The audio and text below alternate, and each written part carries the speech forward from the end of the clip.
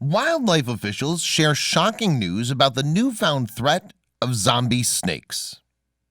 Before we continue with the rest of the video, we could use your help. Click that like button to help spread the word about watchJojo, and also be sure to subscribe and click the notification bell so you don't miss our future video. Nature is full of bizarre and terrifying creatures, from poisonous bugs with enormous stingers to boat-sized fish with razor-sharp teeth. You're basically putting your life on the line every time you leave the house. But while most of us would be justified in being afraid of a creature that was alive, what about one that appeared to be dead? After one Ohio man's attempt to rescue a snake ended with the reptile losing its life, he decided to give the creature a proper burial. However, after returning to where he'd left the snake, he made a startling discovery that soon had the entire nation wrapped with fear. As Steve Wilson of Blue Jay Barrens made his way to his barn to check the rodent traps he'd set, he expected to find a few unlucky rats that stumbled their way inside. Sure enough, the trap was full, but not with a rodent. Instead, a large brown snake stared back at him, the front half of its body dangling from the cage. The creature had apparently slithered its way inside in search of food, though on its way out had lodged itself between the wire mesh and the trap. Hoping to prevent the snake from injuring itself, Wilson grabbed a pair of wire cutters and began working to free the creature. Unfortunately, the snake wasn't going to be cooperative. As Wilson worked to remove the wire, the snake flattened its head and neck in an attempt to chase off its perceived attacker. When that failed, it began hissing loudly and let out a deep guttural noise that was almost a moan. Still, Wilson continued to work on the cage, prompting the snake to begin striking at him with all its might. Strangely, it never once bared its teeth to bite. Instead, it chose only to tap Wilson repeatedly with its nose. Finally, Wilson could slide the snake free from the cage, though as he did, it began to seize in his hand. After expelling the contents of its stomach and bowels, the creature stopped moving and went limp. With the snake dead, Wilson brought it out to the barn and laid it in the grass. He went to the shed to find a shovel to bury the poor creature, though when he returned, he couldn't believe his eyes. The snake was gone. Had a predator simply walked by and scooped the dead reptile up for a free meal? Or were there a different set of forces at play here? Forces that were perhaps supernatural? The North Carolina Division of State Parks and Recreation seemed to have the answer, or at least an idea of what the usual snake really was. Unfortunately, their identification likely did little to settle Wilson's nerves, or anyone else's for that matter.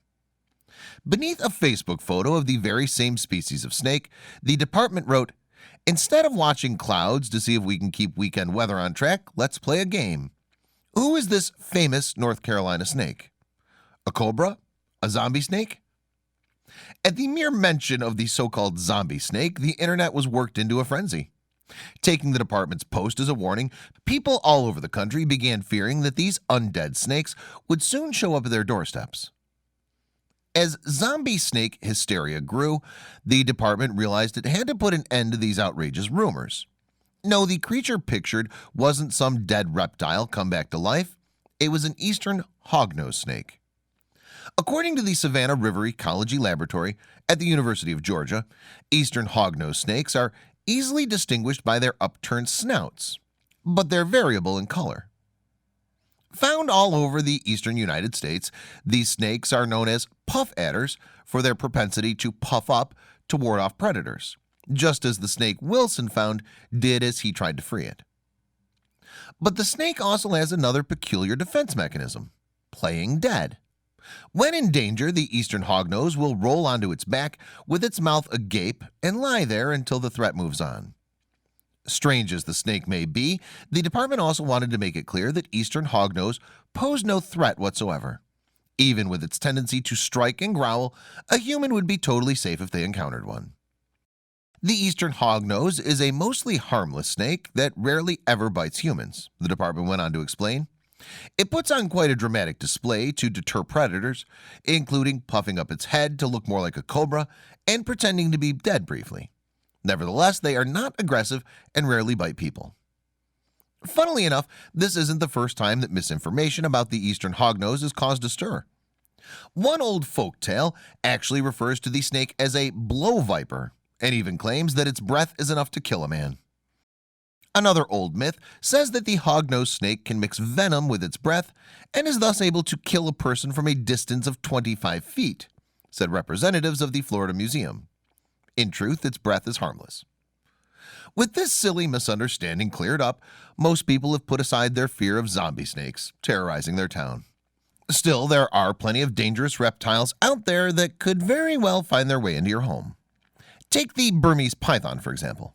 The biggest of these beasts can reach a length of 23 feet and weigh over 160 pounds. They'll eat anything from mice to adult deer. And of course, a couple decades ago, nobody in Florida even knew about them. As their name suggests, the reptiles are native to Asia's tropics, but they were now running wild all over the Everglades. Scientists theorize that following the destruction of Hurricane Andrew, pythons escaped the zoo and bred like wildfire.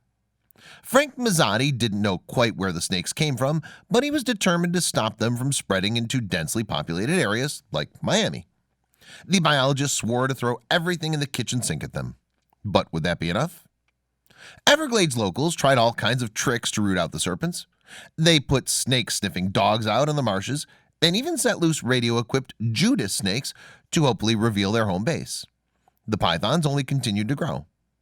Word got around that the reptiles took over an abandoned Nike missile site. While that in and of itself didn't threaten anyone, Floridians feared that if left unchecked, the pythons would breed at an incredible rate. Who knew? It could have only been a matter of time until the snakes expanded beyond the missile base and started showing up in places that were more personal. The stakes were dire, but Frank learned of one group that could help.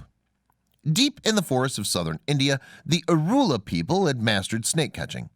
They see it as an art and take the practice incredibly seriously, even after India's slapped strict regulations on snake trading. In recent years, the Arulas have captured poisonous reptiles for the purpose of producing antivenoms. Clearly, there was nobody on Earth more qualified. But how would Floridians convince this tribe to help a community on the other side of the world? Frank and his herpetologist pals managed to make contact with the Arulas, and to their surprise, the snake catchers showed interest in helping them. Granted, the Floridians would have to shell out thousands of dollars and agree to some unusual methods. Hard as it was to believe, the Arulas didn't use any state-of-the-art tools for finding and capturing snakes. Instead, their weapon of choice was something found in any garage: a tire iron. Contrary to what you might think, they didn't intend these tire irons for a Simpson-style whacking day. The Arula used them to clear a path through the brush and pick up snakes. But ultimately, they tried to capture the reptiles alive when possible.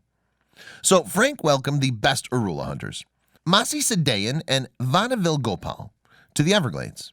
While both men were in their 50s, they were at the top of their game. But the Floridians got nervous when the Arulas said they'd never hunted snakes so large. However, Masi and Vanavil smiled when they shared this fact. They were eager for the challenge, the chance to put their skills to the ultimate test. Granted, their brand of animal control was not without risks. From the start, the Arula's tactics puzzled Frank and his friends. They insisted on marching blindly through the thickest part of the swamp.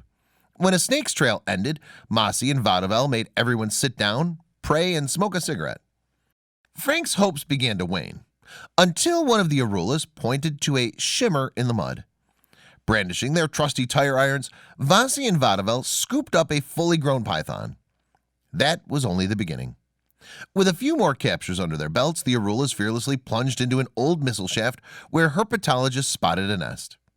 The sharp-eyed hunters grasped a muscled python tail and spent hours wrestling it out of the tree roots.